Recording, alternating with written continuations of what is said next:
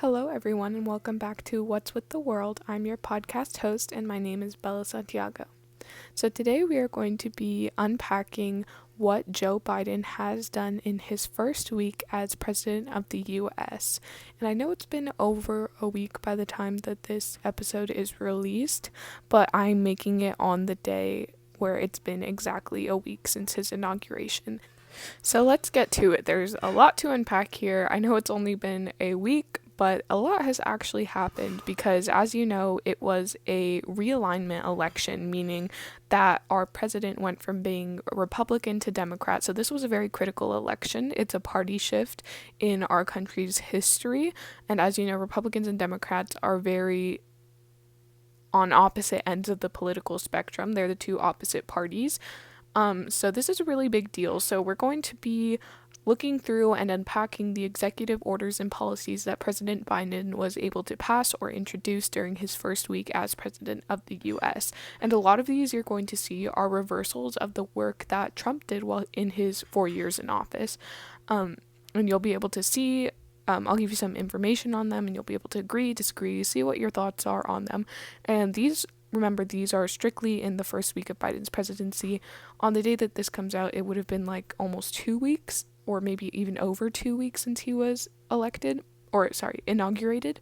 But these are just from his first week. So before we start getting into these, I just want to define for you really quickly what an executive order is, because you're going to hear me talking about it a lot throughout this episode. So I'll read you the Google definition, and then I'm going to read you my own definition and kind of explain it. So from Google, it says that an executive order is a rule of order issued by the president to an executive branch of the government and having the force of law. Basically, in a more simplified version of this, an executive order is kind of like a rule or a law that a president can make without the discretion of any other branch of government.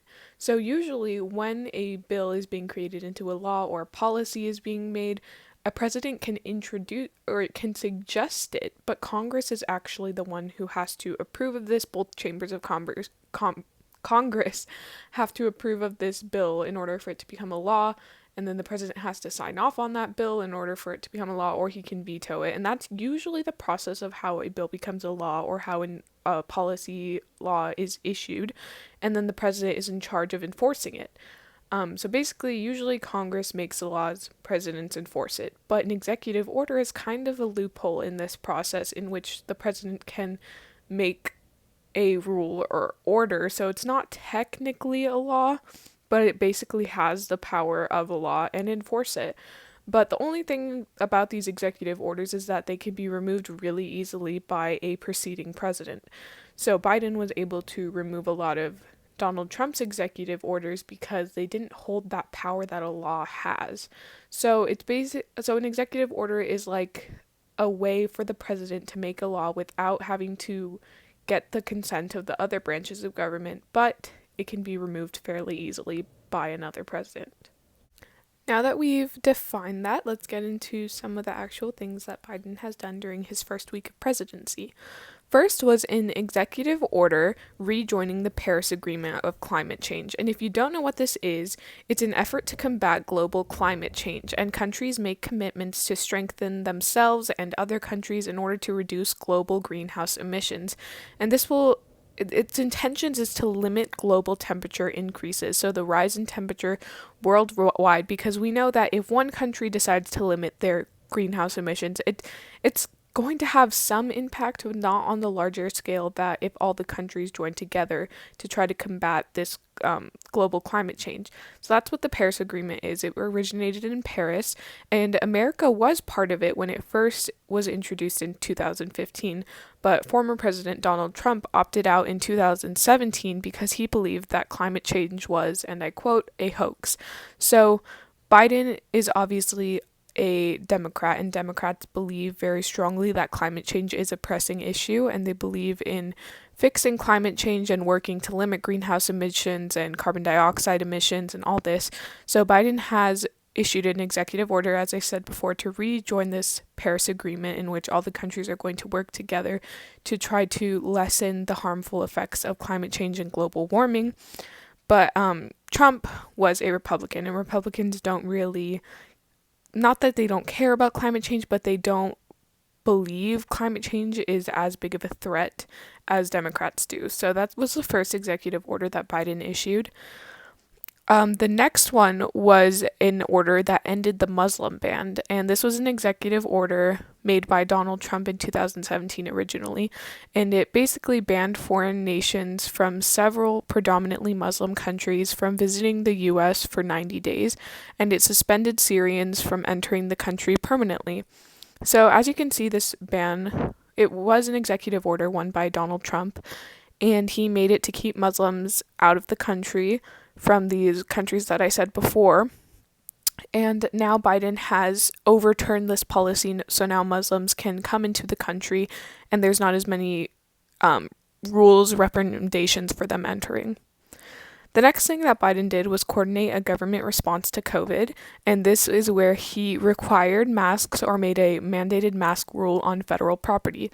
So he can't necessarily at the moment mandate masks all over the US in every state because that is somewhat a option up to the states for them to create their own regulations on COVID-19, but Biden has mandated masks on federal property. So anything owned by the government, you have to wear a mask. So he does have jurisdiction over that, but a lot of the other COVID regulations are up to the states, which the federal government cannot infringe on the states' rights, and this is actually stated in the 10th Amendment, which give states the power to oversee any activity not explicitly given to the federal government. So if the federal government does not have power over something as stated in the Constitution, that right is basically given to the states. And this creates like an federalism where power is divided between the federal government and the states. So yeah, the next thing that Biden did was an executive order canceling the Keystone XL permit. So if you don't know what this is, it's basically during Donald Trump's presidency, he allowed for construction along a pipeline that runs from Canada to the U.S. on Indigenous peoples' lands. And so a Keystone, as I said before, it's a Keystone permit.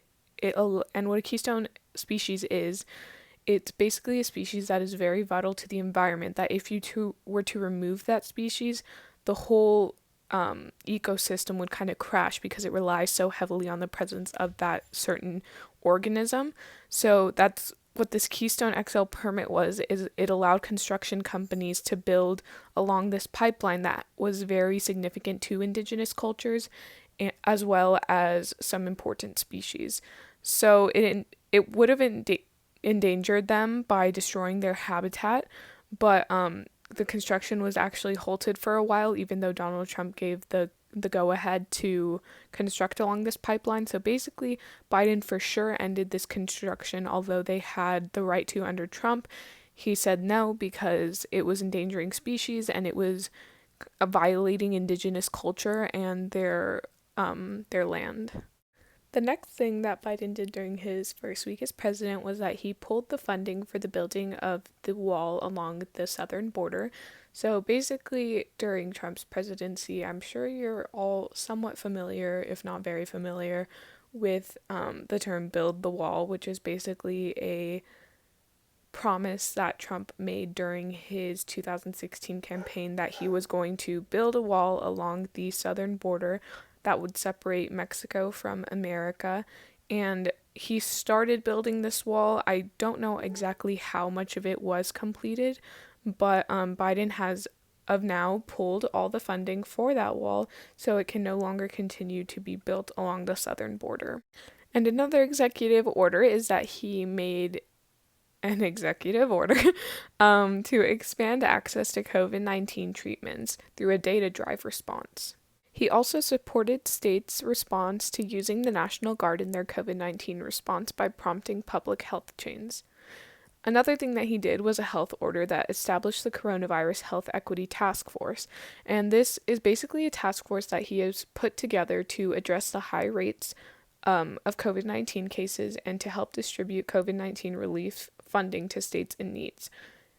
So before Trump became president, Obama had established a disease-ready task force that there was no pandemic when Trump came into office, obviously, um, but Obama perceived that there would be some sort of infectious disease or pandemic that would be going on. So before former President Barack Obama left office, he established a task force. And once Trump came into office, he removed that task force because he didn't think it was necessary to have them. And now Biden is reinstating a new task force, the Coronavirus Health Equity Task Force, that is going to help states recover from the pandemic and provide funding, resources, and help them deal with this, because it's a lot for especially maybe states who do not have as much money to help their citizens. Federal funding can be a very helpful thing. Biden also created an executive order promoting workplace safety during the pandemic, and this would basically just provide training and information to people in the workforce who are maybe unfamiliar with coronavirus and its effects, or how it works, and so he's basically just creating an executive order to help inform people and help them be more prepared to be taking the necessary precautions to help contain COVID-19 and the spread of it. Another executive order that President Biden has implemented is used to assist veterans and students in debt, and what he has done is he has pushed back the date to when they are required to pay or continuously try to pay off their debt, because he says that paying off debt should be the least of someone's worries during this pandemic. And kind of tying into this, he has prevented people from being evicted from their place of residency during the pandemic, despite their ability to pay rent. So he's kind of just allowing these people who don't have enough money to pay off a debt or pay to continue living in a certain house or apartment, he's allowing them to stay even if they maybe don't have enough money because of what's going on with the pandemic, and so many people are losing their jobs or have had salary decreases. So yeah, that's another executive order that he has implemented. And yet another executive order that he has made establishes a benefit delivery team. And this team is basically going to help bring federal aid during the pandemic to those in need or people who are underprivileged and cannot afford resources to help survive during this pandemic. He has also reinstated COVID-19 travel restrictions that affect non-US citizens traveling from Brazil and the majority of Europe. So just closing off some of the ways of travel or some parts of the borders in order to kind of keep other countries in their area and keep our country in our area, to try to keep people insulated from continuing to spread the virus worldwide. So it's kind of like a quarantine on a bigger scale, quarantine of the country, because we can't have people bringing in more disease or us bringing out disease. So it's kind of just like a border being put there temporarily in order to help decrease the amount of COVID cases globally. And the last executive order that we are going to be talking about that Biden has done during his first week is an executive order to end federal contracts with private prisons. And a private prison is when people are imprisoned by a third party that is contracted by a government agency for profit. So these are prisons not that basically exist to make money. And for the past 4 years, they have been responsible for imprisoning 8.2% of the country's total state and federal prison population. So he has ended this private prison business type thing. I don't know if business is exactly the correct word, but they are making profit out of imprisoning people from not only states prisoners, but also federal prisoners. So he's put a ban on that. And so, yeah, these are all of the things that Biden has, again, as I said before, done in only his first week as president.